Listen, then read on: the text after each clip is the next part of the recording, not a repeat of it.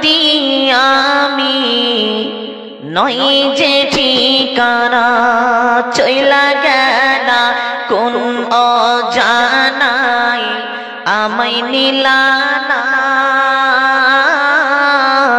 পথে পইরা কান্দি আমি নই যে ঠিকানা জীবন আমার যাইব কেমনে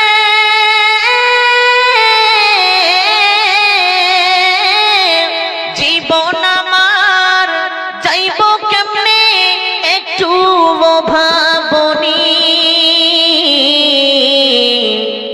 হায়রে মা জননী আমার হায়রে মা জননী মাগো তোমার মতো লয় না কেহ আমায় বুকে টানি আঁচল দিয়া মুছে না কেউ আমার চোখের পানি হায়রে মা জননী আমার হায়রে মা জননী অনাদার কাটে মাগো আমারি এই জীবন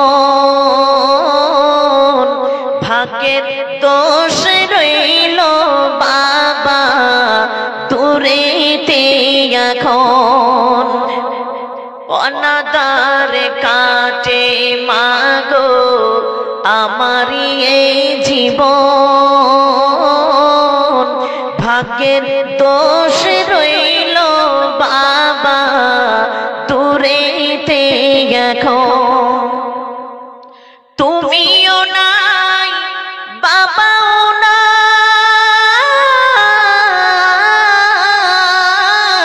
তুমিও নাই বাবাও নাই দুঃখী আমি এমনি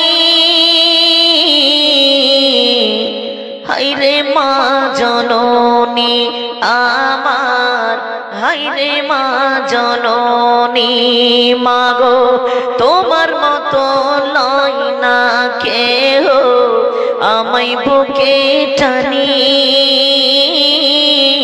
আঁচল দিয়া মুছে না কেউ আমার চোখের পানি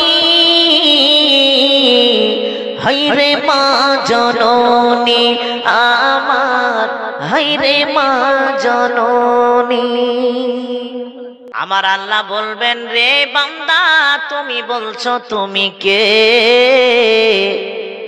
বান্দারে আমি বলছি এ বান্দা ওয়ামা খলাকতুল জিন্না ওয়াল ইনসা তুমি বলছো আমি কে আমি বলছি ওয়ামা খলাকতুল জিন্না ওয়াল ইনসা রে বান্দা তুমি বলো তুমি কে আমি বলছি আমি তোমাকে দুনিয়ায় পাঠালাম আমি তোমাকে দুনিয়ায় প্রেরণ করলাম আমি তোমাকে দুনিয়ায় পাঠিয়েছি আমি আল্লাহ তোমাকে আমি সৃষ্টি করেছি তুমি বলছো তুমি কে আমি তোমাকে মানুষ রূপে সৃষ্টি করলাম কোনো পশু রূপে নয় পৃথিবীতে যতগুলো মাখলুক আমি দিয়েছি সবচাইতে উৎকৃষ্ট মাখলুক হলে মানুষ তুমি বলো তুমি কে আমি বলি তুমি মানুষ তারপরে আপনি বলবেন আমি কেন আমি কেন আমি কেন আমি কেন আমার আল্লাহ বলবে তুমি হচ্ছ ইল্লা লিয়াবুদুন তুমি ইল্লা লিয়াবুদুন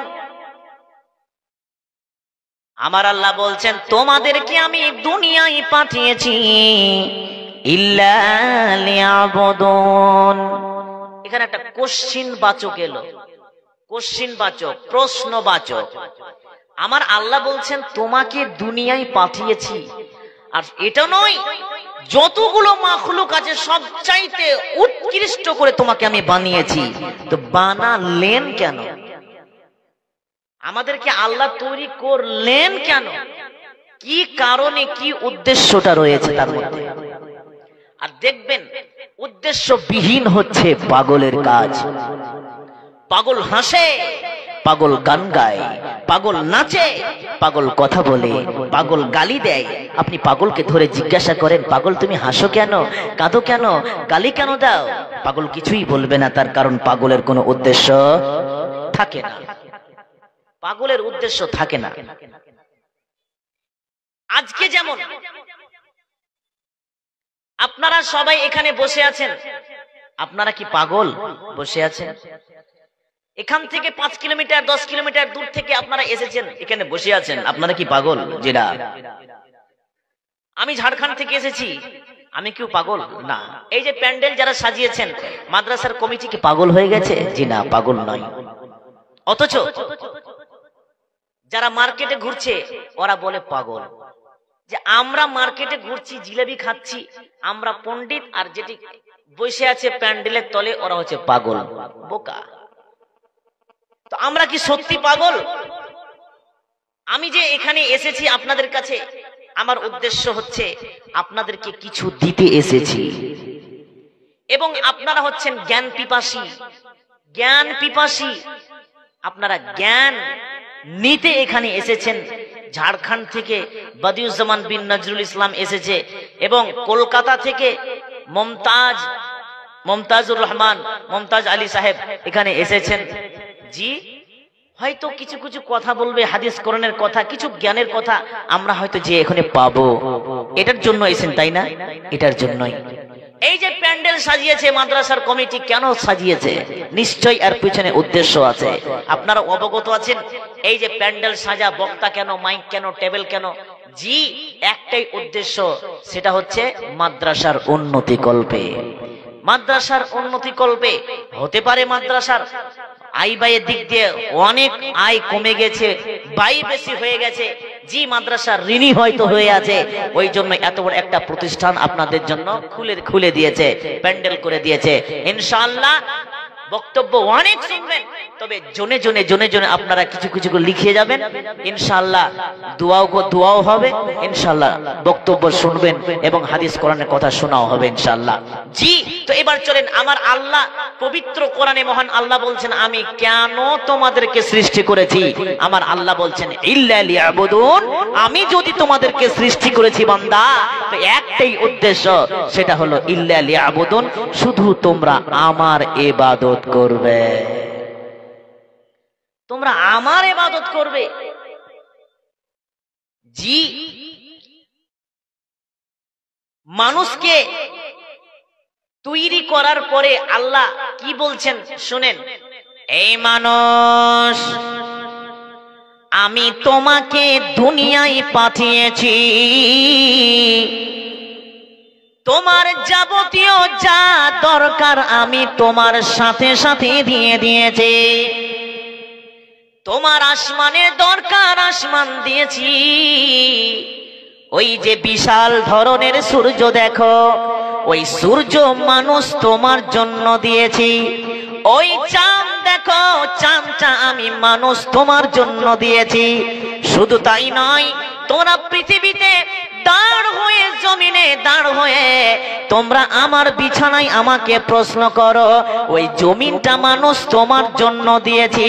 শুধু তাই নয়, পানি দিয়েছি, কত রকমের খাবার দিয়েছি, কত রকমের সবজি দিয়েছি, ফল ফ্রুট দিয়েছি বান্দারে, এবং আমি তোমাকে দুনিয়ায় পাঠিয়েছি তুমি আমার জন্য, আমি তোমাকে দুনিয়ায় পাঠিয়েছি আমার জন্য।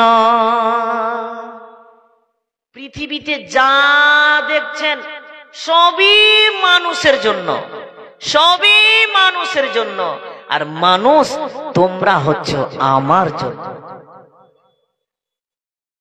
আমার পৃথিবীতে থাকার পরে পানির খাবার দরকার, পানি খাবে, ফল খাবার দরকার, ফল খাবে।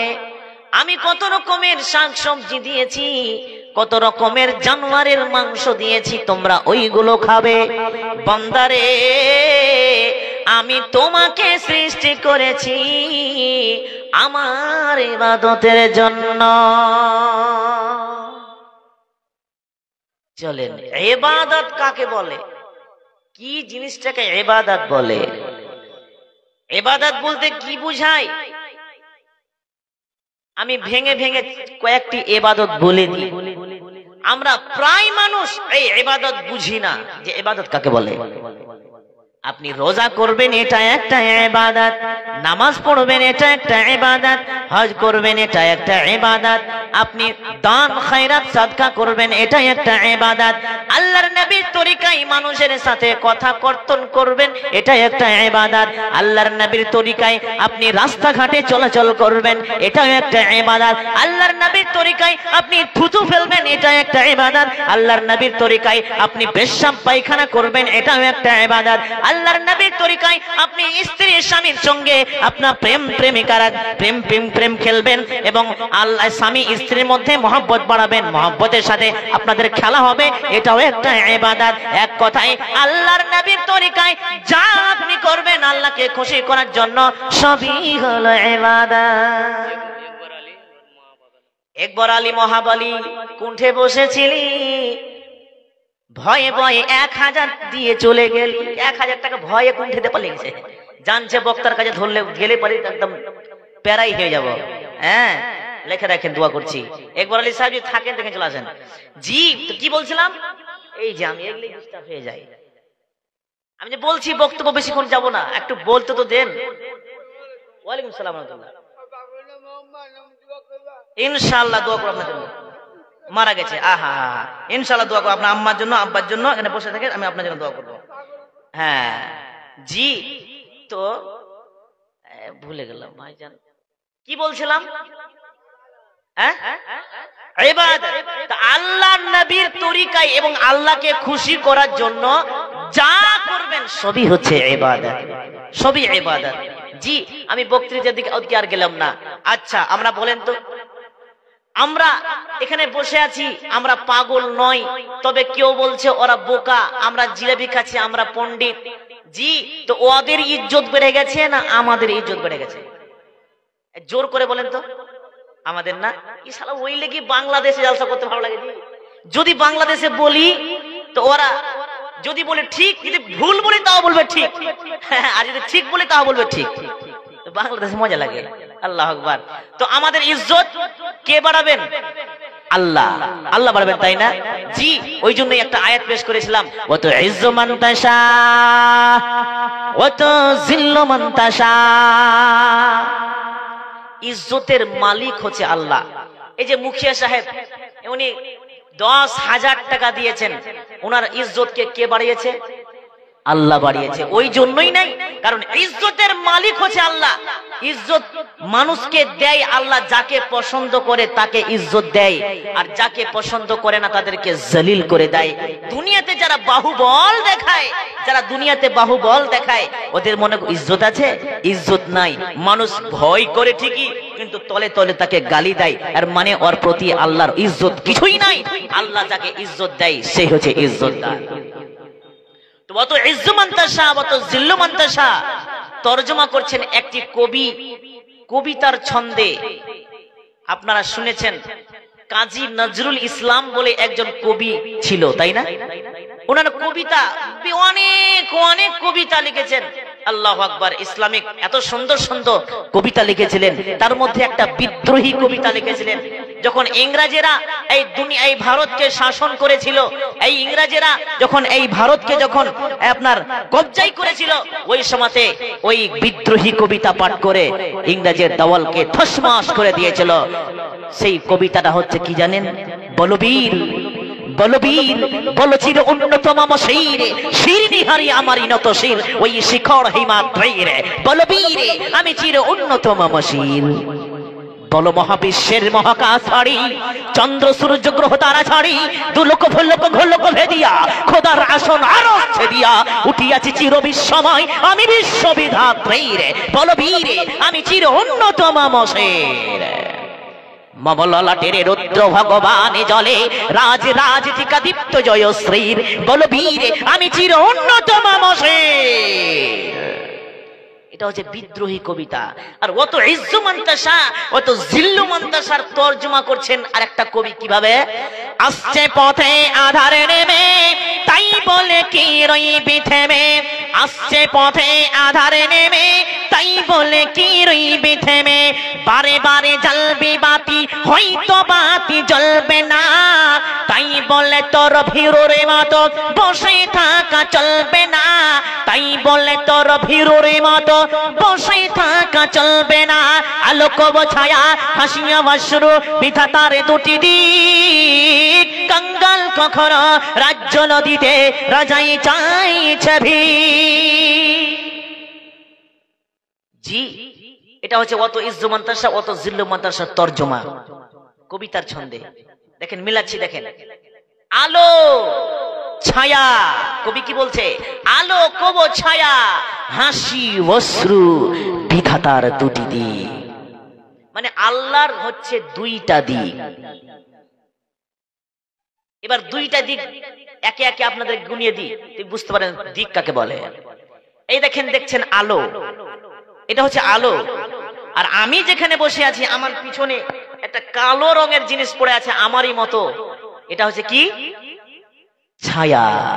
তো আলো ছায়া দুটা দিক হলো, হাসি কান্না দুটা দিক, জান্নাত জাহান্নাম দুটা দিক, এহ জগৎ পরজগৎ দুটা দিক, নর নারী স্বামী স্ত্রী দুটা দিক, জি বাদশাহ ফকির দুটা দিক, রাত দিন দুটা দিক, আল্লাহর সবই দুটা দিক। তার জন্য কবি বলছেন আলোক ছায়া হাসি অবশ্যরু বিধাতার দুটি দিক, কাঙ্গাল কখনো রাজ্য লদিতে রাজাই চাইছে বিক।